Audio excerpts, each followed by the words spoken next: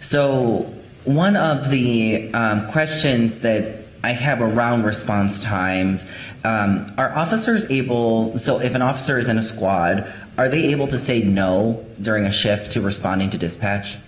And if so, what are the consequences for doing so?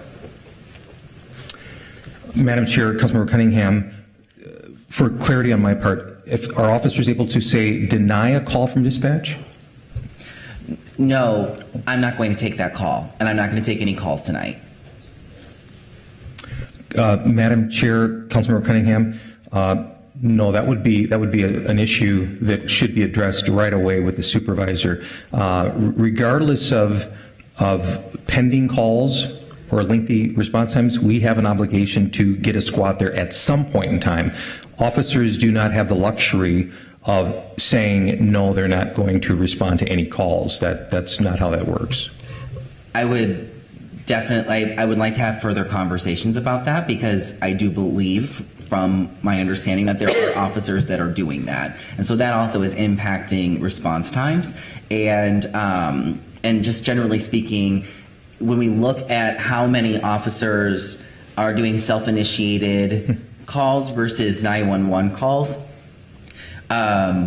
we really have to kind of ask, like, then it seems like they're not necessarily running from call to call, and that's kind of the narrative that's created. We do have very long wait times in my community for some of the various priority calls. I have experienced it myself, and I get calls into my office a lot about that. And so again, I'm not necessarily saying no, that we shouldn't have more officers. I think that it's where my questions are, and I think it might be something that we need to dig into further, is, well, what are the officers doing when the dispatch, when dispatch is calling for officers to be to respond? Because there are officers that are saying no. There are officers that are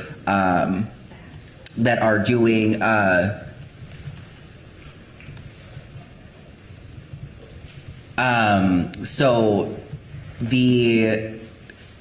sorry, that was distracting.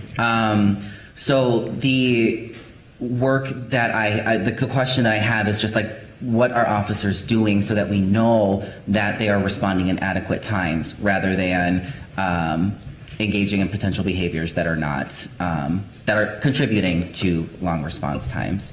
So. Madam Chair, Councilmember Cunningham, I want to thank you for that information. Again, I will absolutely look forward to having that conversation about officers notifying our dispatch that they will not respond to calls. I absolutely want to have more of that conversation, because that should not be occurring.